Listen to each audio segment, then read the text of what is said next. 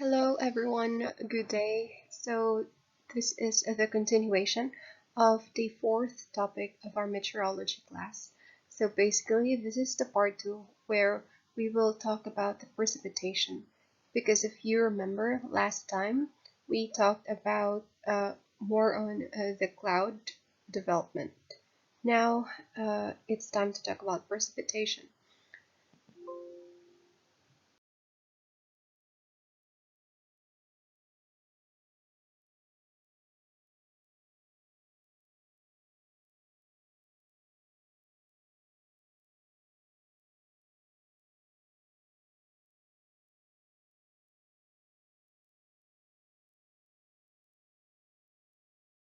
And to recall the content, again, in the first part of the lecture 4, or this fourth topic, the cloud development and precipitation, we had already the atmospheric stability and adiabatic processes, and also including the cloud formation.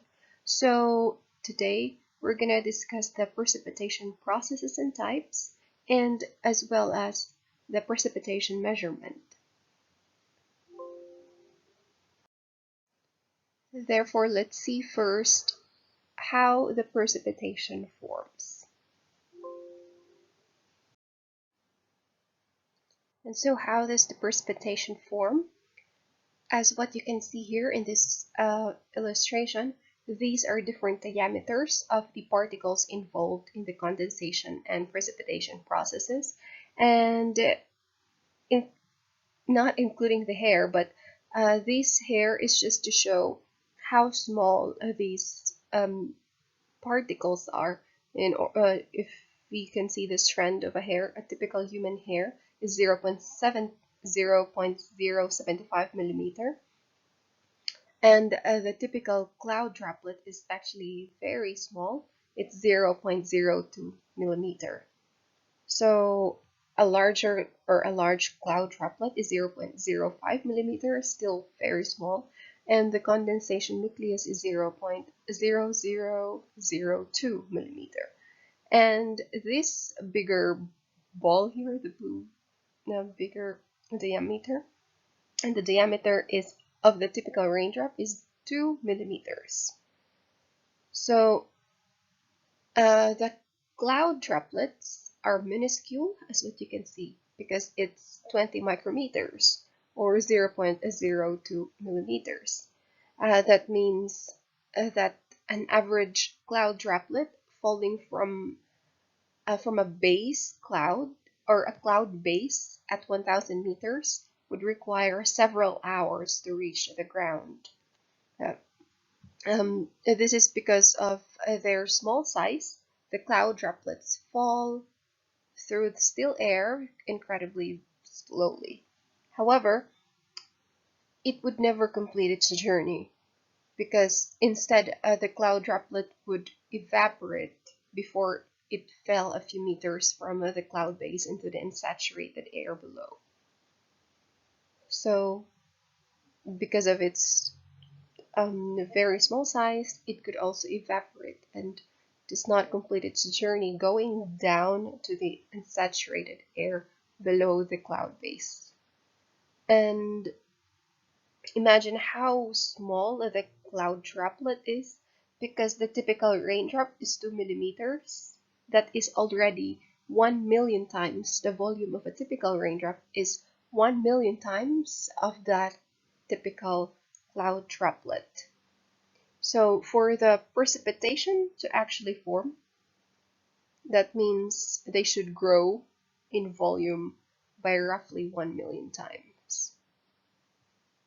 And the processes that are responsible for the formation of this precipitation are what we call the Bergeron process and the Collision-Coalescence process. So we will see first what is this Bergeron process. So for the Bergeron process, actually this is also called the precipitation from cold clouds.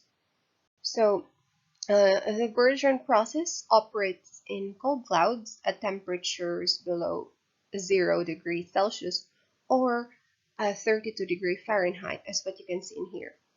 So it should be below 0 degrees Celsius and 32 degree Fahrenheit, where this freezing level, or where the liquid cloud droplets and ice crystals coexist, like the mixture, as what you can see in this picture, the mixture of ice crystal and supercooled liquid cloud droplets. At this point, this is where the Bergeron process form or is happening, and this is what generates much of the precipitation in the middle and high latitudes.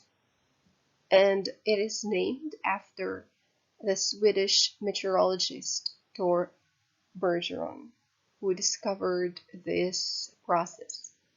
And the cloud droplets, it is said that they do not usually freeze at 0 degree 0 degrees Celsius or the 32 degree Fahrenheit. So droplets do not usually freeze in this level. And in fact, actually, pure water will not also freeze until it reaches the temperature of about -40 degrees. So water in liquid state below 0 degrees Celsius is referred to as super cooled water. So it's not yet frozen, but it's called super cooled water. Sorry, super cooled water. So it's called super cooled water. 0 degrees Celsius normally until -15 degrees Celsius. So these super cooled water readily freezes if it collides with an object. So which explains why, for example, the airplanes collect ice when they pass through a cold cloud of super cold droplets. And the super cooled water droplets cause freezing rain, because this super cooled water, when it collides with an object, then they would freeze. So super cooled droplets freeze in contact with solid particles, which is what we call the freezing nuclei, at actually the temperature of -15 and above. So in this -15 and above, the supercooled droplets freeze on contact with solid particles, which is called freezing nuclei. And for example, the tops of towering cumulonimbus. So this is the cumulonimbus clouds, and in the top of this is the ice crystals. That's what you can see. And because this picture is showing the distribution of cloud particles found in towering cumulonimbus clouds, and in this it shows a temperature at different heights within these clouds, and it determines where the cloud droplets or ice crystal are found, as labeled here, because in this above the freezing level, the 15 degrees and until -15 degrees rather, there we can see that there is a mixture of ice crystal and super cooled liquid cloud droplets, and above in this -40 there is already ice crystals only. So let's check the saturation vapor pressure over water versus the saturation vapor pressure over ice. It is actually reported that the saturation vapor pressure above ice crystals is always lower when you compare to the saturation vapor pressure above water droplets. So how do you illustrate this? For example, in this picture, this is In the left side is the liquid, and this is the side, and the right side is the ice. So these red here are um, the water vapor. So there are more water vapor in the liquid than in the ice that surrounds it. So let's say in a saturated environment, this is a saturated environment, means because we're talking about the saturation vapor pressure. So that means this is the saturated environment. The water droplet and the ice crystal are in equilibrium because this is saturated. So as the number of, that means, okay, let's go back to what is equilibrium. What does equilibrium means, or what does saturation means? That means that the number of water molecules leaving the surface of each droplet and ice crystal is equal to the number of the returning. So let's say that in this example, this is a saturated environment. So the saturation vapor pressure above the ice crystal is lower compared to the saturation vapor pressure above the water droplets. So the greater number of water vapor molecules above the liquid produces a greater vapor pressure above the droplet, right? This is what you can see. This means, this situation means that at saturation, the pressure exerted by the water molecules is greater over the water droplet than above the ice crystal, because there are more water vapor. That means there are more pressure exerted by the water molecules over this droplet than over this ice. So this is actually because, if you're wondering why is it like that, this is if you remember that ice crystals are solid and the individual molecules are held together in an ice, so they are held together more tightly than those of a liquid droplet, and that makes them less dense, right? And for the same reason, the water vapor molecules escape or evaporate from the water droplets is always faster, like there's a faster rate of evaporation of the water droplets compared to the ice crystals at the same temperature.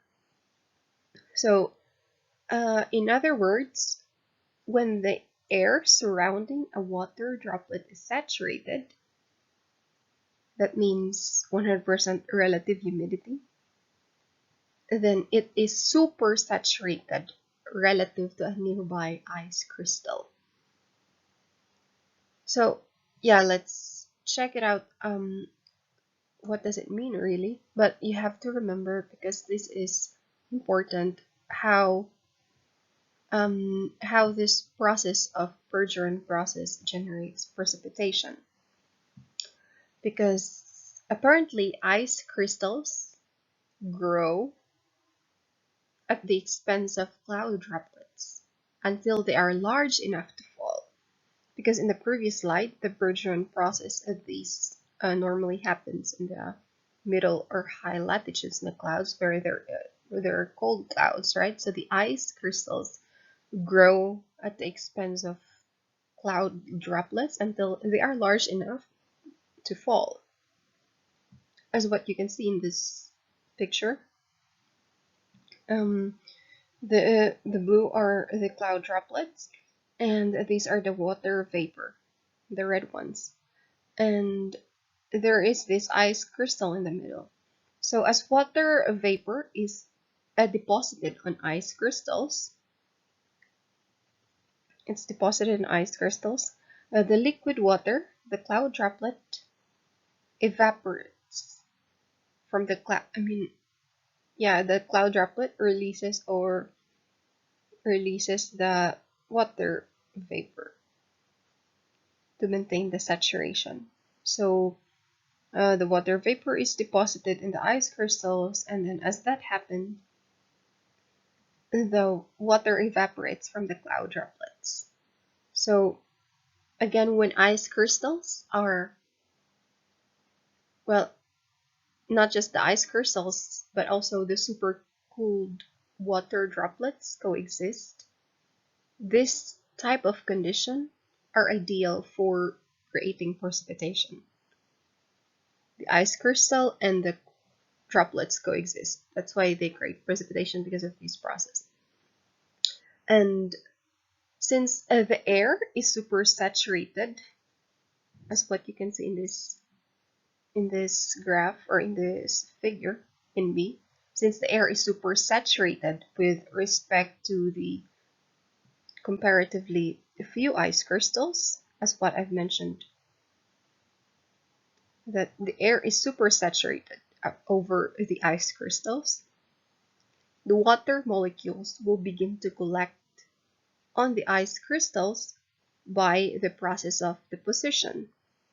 So these, in turn, it lowers the overall relative humidity. And of course, it becomes solid. Okay, so in other words, because this ice crystal is super saturated, there are more water vapor that surrounds it. And then there is what we call the deposition process. From the water vapor, it starts now to collect on the ice crystals. It begins to become solid. And this, in turn, again, lowers the relative humidity of the air as the water vapor becomes solid. So in response to this, the surrounding droplets became smaller, as what you can see. So because they became smaller, because they begin to evaporate to replenish the lost water vapor that is deposited to the ice crystals. And so what will happen is that the ice crystals grow, as what is said in the first sentence here, that the ice crystals grow while the cloud droplet becomes smaller and smaller. So therefore, the growth of the ice crystals is fed by the continued evaporation and the shrinkage of the liquid droplets. As well, the continued evaporation, that means the liquid droplets shrinks, and then the ice crystal grows. So that is what we call the process of Bergeron process, until these ice crystals really grow that they are large enough to fall. So that's why precipitation happens through this Bergeron process. Okay, to continue with the illustration of the Bergeron process, this is another way to illustrate it. Like as the water droplet is bigger here, the ice crystal is smaller, and as the ice crystal goes bigger, the water droplets become smaller. So when this ice crystal becomes sufficiently large enough, they begin to fall because of the gravity. And the air movement will sometimes break up these delicate crystals, and the fragments will serve as new freezing nuclei that draw water vapor from other liquid droplets. And a chain reaction of this ensues and produces many ice crystals, which grow into snowflakes. If these, like this, the chain reaction of this process, it could produce many ice crystals that could grow into snowflakes. as what you can see in this figure. The figure A, the first one here on this side, is the falling crystals. That means that the falling crystal may freeze supercooled droplets on contact. So then it can produce larger ice particles, because as it falls down, it may be in contact with the supercooled droplets, and it could freeze the supercooled droplets. That's why it produces the larger ice particle. And in the second figure, these falling ice particles may collide and fracture into many tiny ice particles. So these tiny ice particles, or it could be the secondary ice particles, could be the snowflakes. And as this is what is shown in this letter C figure, that the falling ice crystals may collide and stick to other ice crystals, and they could also produce snowflakes.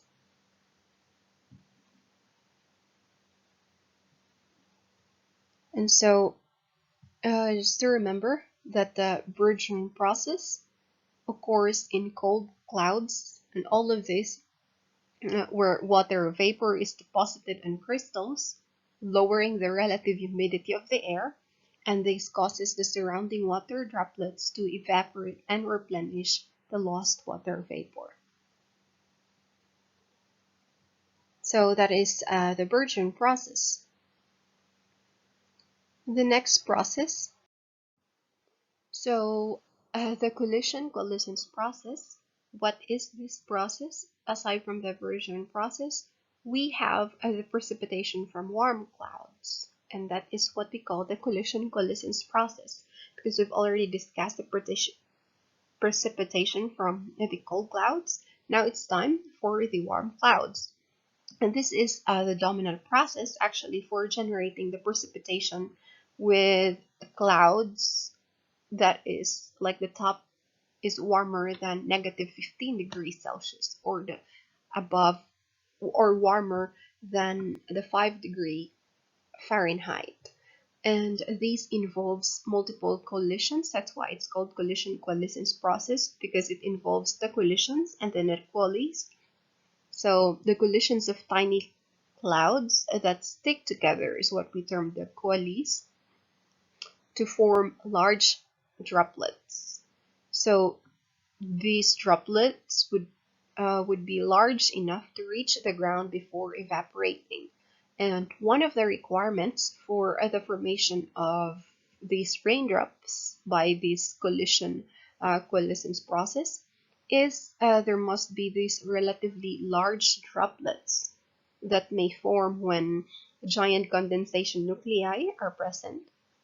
We've already seen what is this condensation nuclei, or when hygroscopic particles such as sea salt. This sea salt will serve as the condensation nuclei, right? So these hygroscopic particles are carried by updrafts into the atmosphere, and hygroscopic particles such as the sea salt will begin to collect water vapor at relative humidity below 100%. So this is what the collision-coalescence process required to produce the droplets. So it requires the presence of larger than average cloud droplets. So there is what we call the thermal velocity. So the thermal velocity is the maximum speed at which an object falls. So that's the definition. And this occurs when air resistance equals the gravitational pull on the object. So why are we talking about terminal velocity? Because apparently it has something to do with this larger than average cloud droplets. Because large droplets have a smaller ratio of surface area as compared to their weight. Therefore, they fall faster than small droplets. So, as what you can see in this figure, above is the figure A, which I've mentioned that because the large cloud droplets is what you can see here, the large cloud droplet is 0.05 millimeter compared to the typical cloud droplets surrounding it that are very small. So these large cloud droplets fall more rapidly than the smaller droplets. They are capable to sweep up the smaller ones in their path and grow as they fall faster. They could sweep up the smaller ones, and then because of that, they could grow. So, and in the figure B, as drops increase in size, but you can see in here, their fall velocity also increases. This results in increased air resistance, which causes the raindrop to flatten. And after that, this large raindrop, as it approaches 4 millimeters in size, it develops a depression in the bottom, as what you can see here. And after it develops a depression in the bottom, finally, when the diameter exceeds about 5 millimeters, it breaks. The large raindrop breaks into several smaller drops, each of which continues to grow. So, as you remember, as what this figure is showing, it forms a depression, and then this depression grows upward almost explosively, forming a donut-like ring of water that immediately breaks into smaller drops. So when large cloud droplets are intermixed with the numerous smaller droplets, the conditions are ideal for the formation of precipitation because again they would pass down faster, like the large clouds. The large cloud droplets rather. They would uh, go down or fall down faster than the smaller ones, and as they fall down faster, they would sweep up the smaller ones, and then they would grow, and because of that, they continue to break into several smaller drops, and each of these continues to grow in the same process, in the same pattern. That's why it's ideal for the formation of the precipitation.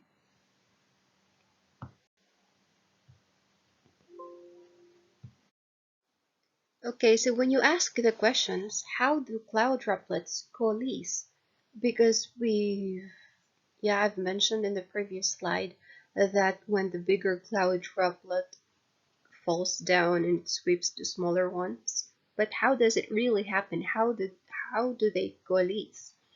And as what you can see in this figure, now there are two figures, A and B, the left side and the right side. In the left side, you can notice that there are small cloud droplets. And these small cloud droplets do not normally coalesce because in this situation, it's in a warm cloud composed only of small cloud droplets of uniform size, and the droplets are less likely to collide. That's why they don't coalesce, because they have lesser tendency or chances to collide, as all of them fall very slowly at about the same speed.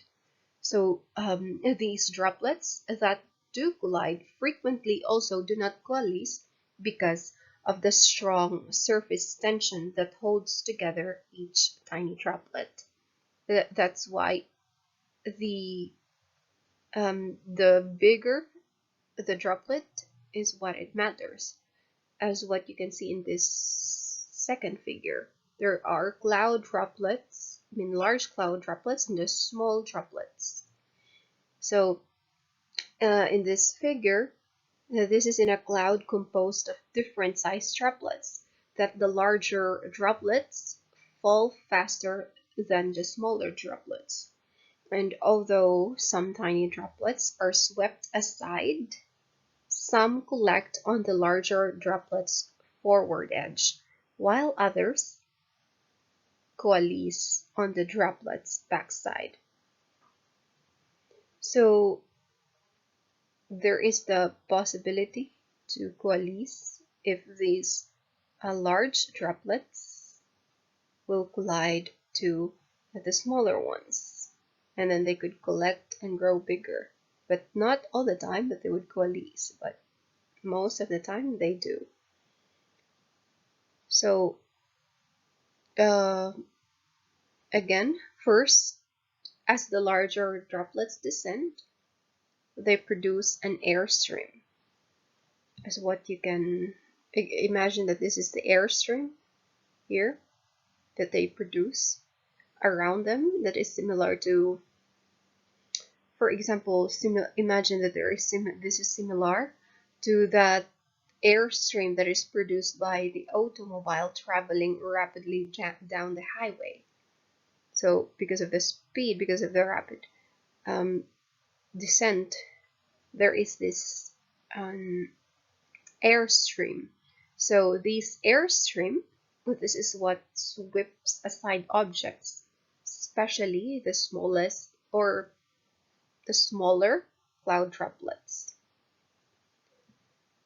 And another figure that I'm going to show you is the cloud droplet rising, then falling through a warm cumulus cloud, that it can grow by collision and coalescence and emerge from the clouds as a large raindrop. So in the middle latitude, the coalescence process contributes to the precipitation from a large cumulonimbus clouds, just like in this figure, by working in tandem with the Bergeron process. So during for example, particularly during the hot, humid summer months, it works in tandem with the Bergeron process. Because high in these towers is, if you recall, that the Bergeron process generates snow high in this clouds, in these upper clouds, and that it melts. It melts as it passes below the freezing level. So when these snowflakes melt, they generate relatively large drops. That's what you can see in here. The large drops with fast fall velocities. So as these large drop descends, they overtake and coalesce with the slower and the smaller clouds, or the smaller cloud droplets that comprise much of the lower regions of the clouds. So again, there is the updraft that happened, and then they combine with the Bergeron process. They work in tandem, and they could collide and coalesce to form a bigger, large raindrop. And there are most important factors in the production of raindrops in the cloud's liquid water content. So these in a cloud with sufficient water, other significant factors are, first, range of droplet size. That's for sure why it's an important factor when in a cloud with sufficient water. It is significant for the production of raindrops. It is significant for the size, the droplet size is significant. And therefore also it is another factor is the cloud thickness. And then also the updrafts of the clouds, as what we've discussed, what is shown in this figure. The updrafts, or the movement of the air upwards, and then it melts the the ice crystals above, and it melts and goes down.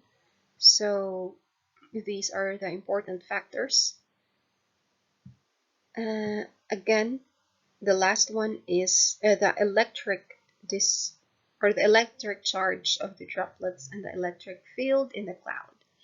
Because again, the collision does not guarantee coalescence. Like each collision, the collision does not guarantee coalescence, right? Like immediately, but experimentation has indicated that the presence of these electric charge, or the atmospheric electricity, may be the key to what holds these droplets together once they collide.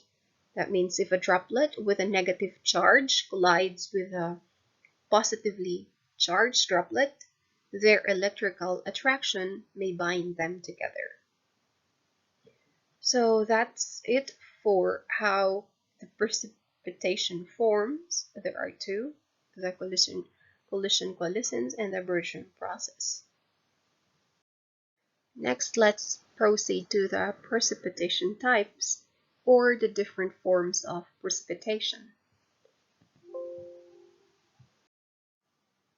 So if you want to take a break at this point, you may take a 10-minute break or 15-minute break.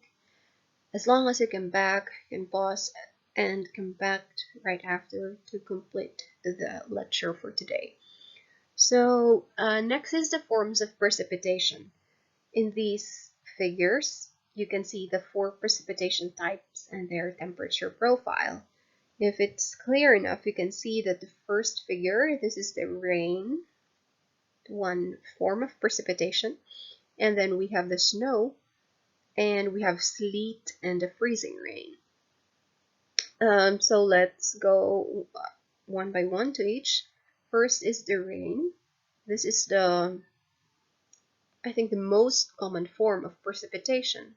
So this rain, in meteorologically speaking, or strictly meteorology speaking, raindrops are considered, precipitation is considered rain if the drops of the water that fall from a cloud is a diameter of at least 0.5 millimeter. So rain reaches Earth's surface when the temperature near the ground is above freezing. It should not be freezing, or else if it reached the surface of the Earth in a freezing temperature, then it will not be rain.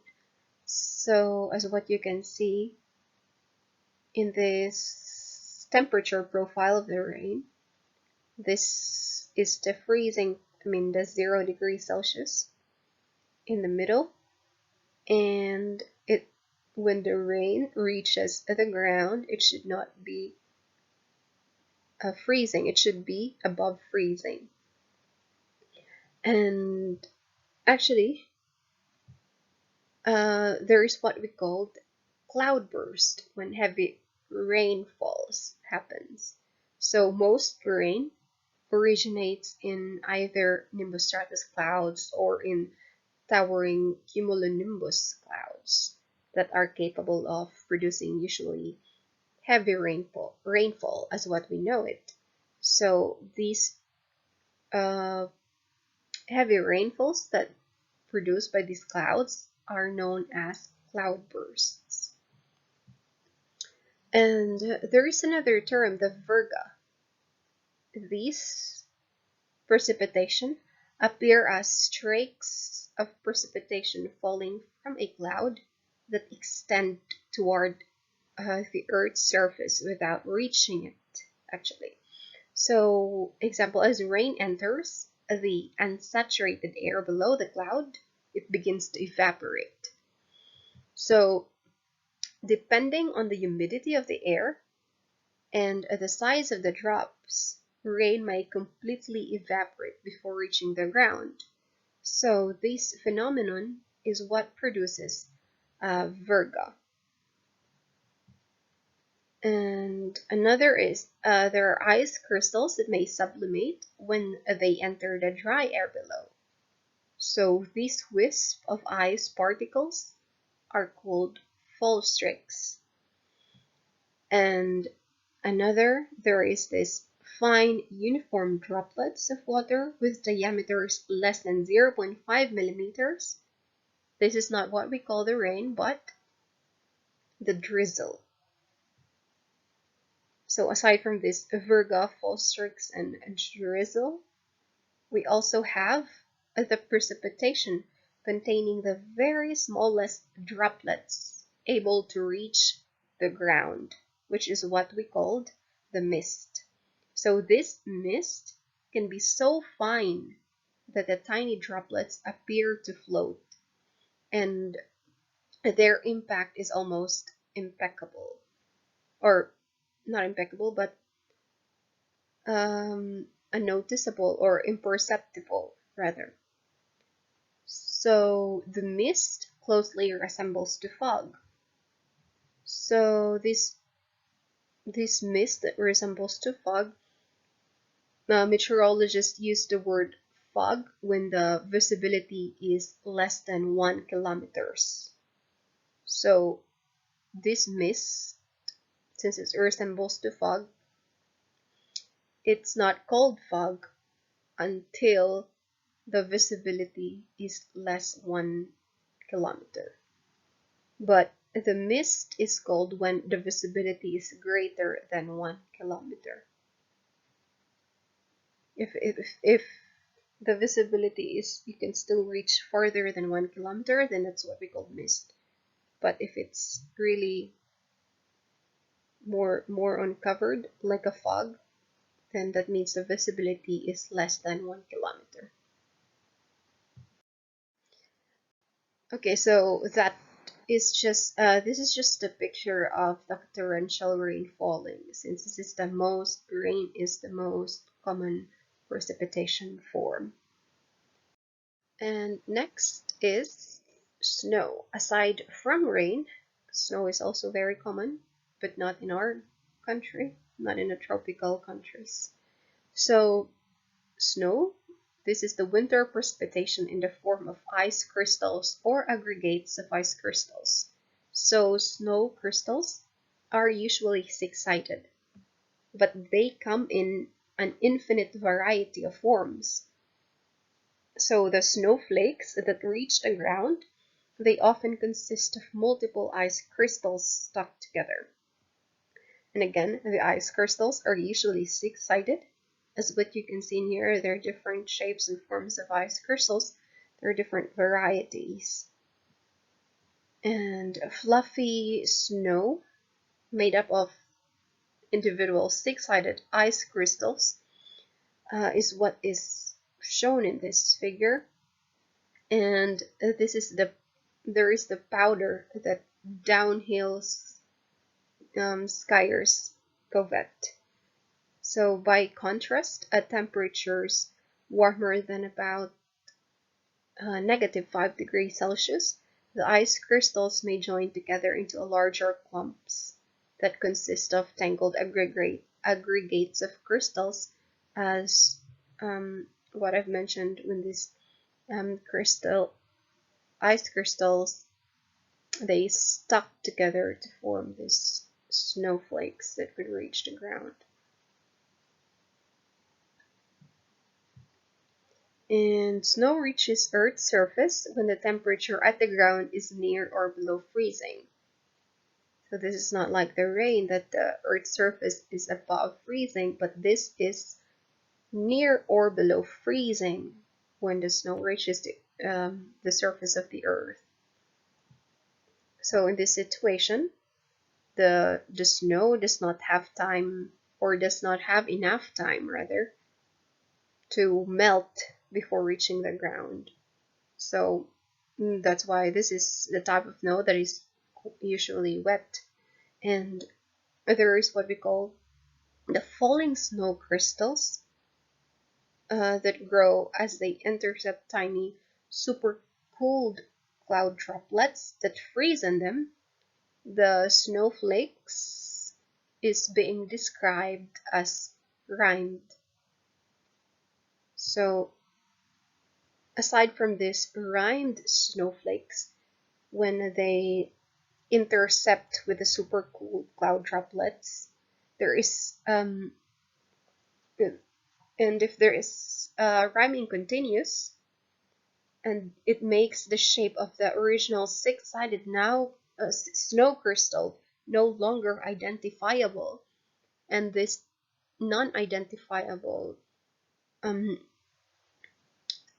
a shape of snow crystal is what we call the gropel. This is formed into a soft ice pellet, or this is what we also called as the snow pellets or the soft hail.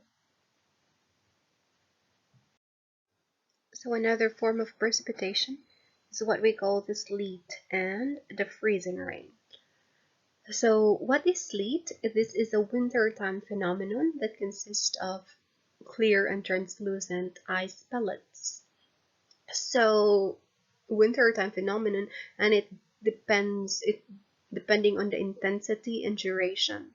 The sleet can actually cover the ground much like a thin blanket of snow. And these freezing rain, or also called as the glaze, this falls as super cold raindrops, and these only freeze on contact with roads, power lines, and other structures. So, okay, in this figure, or in this photograph, this is the winter precipitation. You can see there is the rain that we've already discussed, the snow, and then the super cold raindrops. And here is the sleet. So when there is the newly formed raindrops, it encounters a shallow warm layer. Here and here, this is the warm layer, warm air in this pink area. So when these raindrops encounter a shallow warm layer that overlies the thick cold layer of air, because again below this is again the thick colder air, or it passes through this cold air and freezes. So the resulting ice pellets are called sleet, because from this warm air, that's why there is the snow that melts and forms raindrops. It encounters again the cold layer of air and it freezes. So that's why it formed the sleet. And the freezing rain, however, it forms under the similar condition, except that the cold layer of air is not deep enough to refreeze the raindrops. So these forms of precipitation occur often in the winter, when the warm air along a warm front is forced over a layer of sub-freezing air, as what you can see in the graph. So freezing rain and sleet, they form actually when falling snow melts in a warm layer. So you can see all of this snow melts in a warm layer and then falls through the sub-freezing layer. So when the falling rain becomes super cooled and freezes on impact, it produces freezing rain. But if it freezes before reaching the ground, it forms sleet. So that's the differences between the two, the sleet and the freezing rain. Next, we also have the hail. We've mentioned the soft hail, but this one is the hail. So hail is actually the precipitation in the form of hard, rounded pellets or irregular lumps of ice with diameters of 5 millimeters or more. So this is what we call hailstones. Also begin as a small embryonic ice pellets, or the gropel, that what we've mentioned earlier, that coexist with a super cool droplets. And then this gropel grow and grow bigger by collecting the supercooled water droplets and sometimes other small pieces of hail as they are lifted by updrafts within the cloud. So you can see in this graph, in this first graph, the A, the hailstones begin as a small ice pellets. So this yellow part is the path of developing the hailstones. So this small one part here is the ice nucleus, or the embryo, where the hailstone begins to grow. And through the addition of supercooled water droplets as they move through a cloud, and as well as the updrafts that carry stones upward, as what you can see the arrow, increasing the size of the hail by adding the layers of ice, and until it grows. So yeah, eventually the hailstones grow too large to be supported by the updraft, or they encounter a downdraft, or that means they go down, the cold downdraft. And in this picture below, this is an example of cut hailstone, which fell over somewhere in the US, and it originally weighed 0.75 kilograms. Oh, that means 0.75 kilogram, that is heavy. Imagine how hard could that be.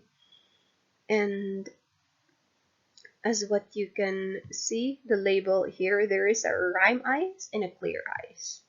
So because there are two methods by which large hailstone develop. So what we call the wet growth and the dry growth. So the clear ice, as what you can see here, the clear ice is pointed in this arrow, is produced by wet growth in regions of the cloud that contain abundant moisture. So where colliding droplets they coat the surface of the hailstone.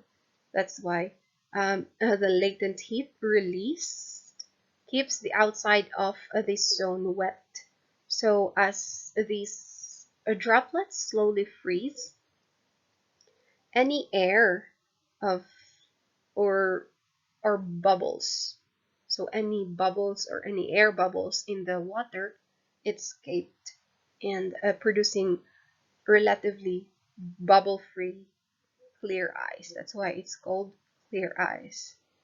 So in contrast to this clear ice, we have the colder rime ice.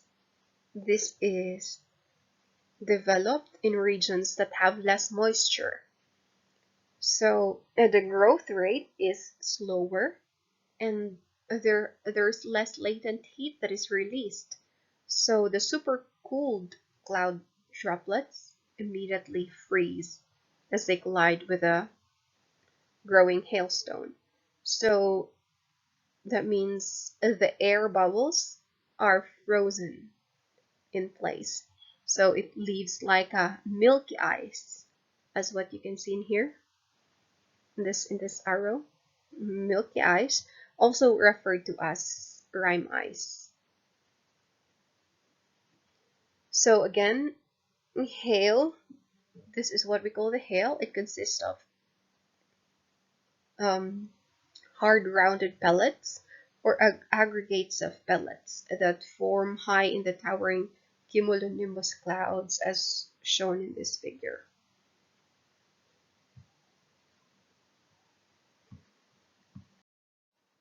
Next is rime. So we've mentioned rime ice. So rime is actually another form of precipitation.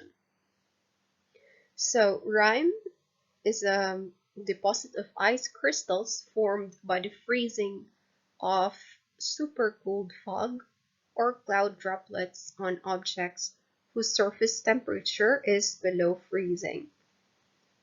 And this is the picture, the example of rime, because rime forms when supercooled fog or cloud droplets freeze in contact with objects, such as shown in the picture example.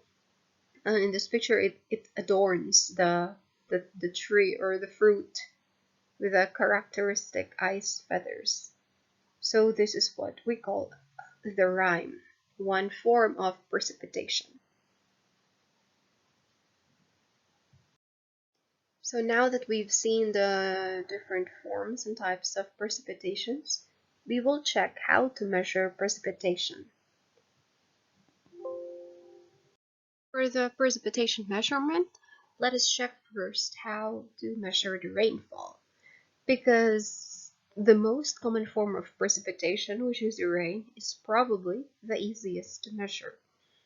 So we can see here the different gauge to measure the rainfall.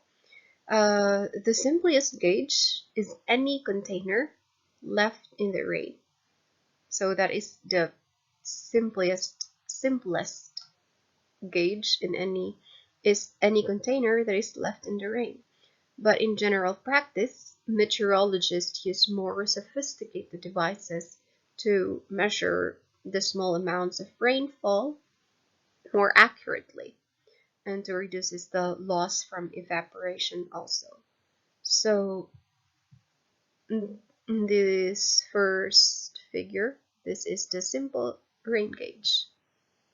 So let's say 1 inch of rain is pouring and it goes into this container, then you read it as 1 inch of rain.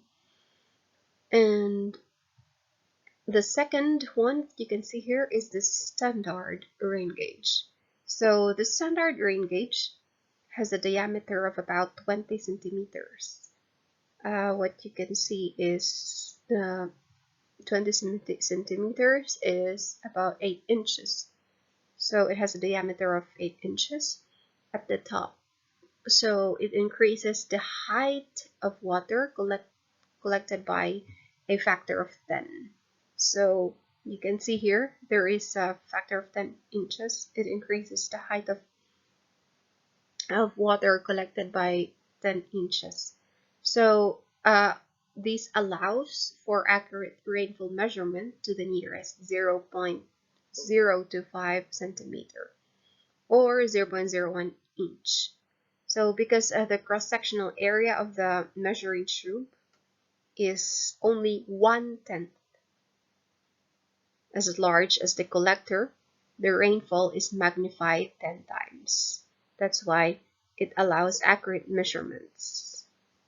So this is the measuring tube and 1/10 area of tunnel. So there is these 10 inches here. That is like the factor. And the measuring tube is here. It's only 1/10 of the area of the tunnel. That's why it can measure accurate measurements nearest 0.01 inch. So below the 0.025 centimeter of precipitation actually is what we call the trace of precipitation. So when the amount of rain is less than 0.025 centimeters or less than 0.01 inch. And what you can see next is the tipping bucket. The tipping bucket gauge. This contains buckets, of course, each holding the equivalent of 0.025 centimeter. So these buckets, these are the tipping buckets, and it holds 0.025 centimeters of liquid precipitation. And when one bucket fills, it tips. That's why it's called tipping bucket. And the other bucket takes the precipitation. So that's how it works. So each event, for example, it takes when one bucket fills, it tips, and then the other bucket takes its place. And each of these turns, each of these events, is recorded as 0.01 inch of rainfall.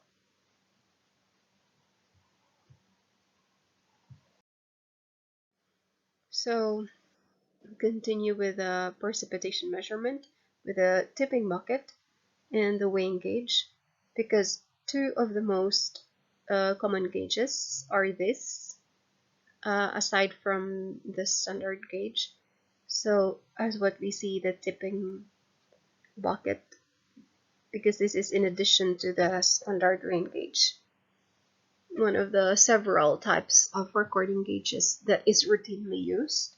So these instruments is routinely used because it not only record the amount of rain, but also its time of occurrence and intensity. So that means amount per unit of time. And this is the same figure that I've shown you. So it consists of two compartments again, each capable of holding the 0.025 centimeters or 0.01 inch of rain. It's situated at the base of the funnel, and when one bucket fills, it tips and it empties its water, and meanwhile the bucket takes its place at the mouth of the funnel. So each time a compartment tips, an electrical circuit is closed, and 0.025 centimeter or precipitation is automatically recorded on the graph that you can see beside.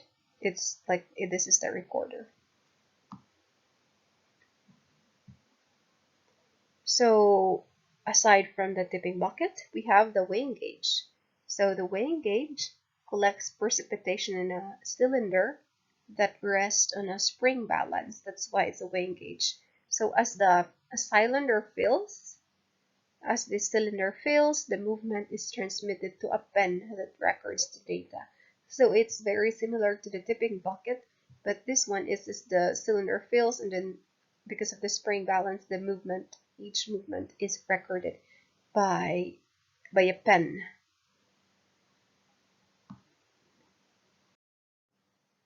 And that is about measuring the rainfall. And now we're gonna check how to measure the snowfall. As what you can see in this picture, this is a winter snowstorm. So it can be very distracting and hazardous. So when snow records are kept, it is said that two measurements are normally used. First is the depth and then the water equivalent. So the actual measurement of snow is not difficult, but choosing a relative or a representative spot can be difficult. So even when, because winds are could blow the snow, even when winds are light or moderate, snow drifts freely. So as a rule, it is best to take several measurements in one open place, away from the trees and away from the obstructions, and then average them. So how do you get these measurements is to use the calibrated stick to get the depth. And to obtain the water equivalent, samples may be melted and then weighed or measured as rain. So to measure a mountain snowpack, which produces 75% of the water supply for the western United States. Automated weather situations employ snow pillows. There is what we call snow pillows, and these consist of 2 to 3 or 4 panels that measure the pressure exerted by the weight of the snow that collects on them. So because snow pillows have large surface areas and measure the water equivalent of snow, they provide a good measurement or a good estimate of available water when the spring melt arrives. So that's how you actually measure the snowfall. So the next way of measuring the precipitation is what we call through the weather radar. So precipitation tracking by weather radar is used to track the location and intensity of the precipitation. So example in this shown, this is a map. This is a map that is produced using the weather radar. So this is what we call the Doppler radar display. So these precipitation colors from light to heavy, these different colors indicate the different intensities of precipitation. And if you can notice that the band of heavy precipitation is along this the US eastern seaboard, because this is the map in the US.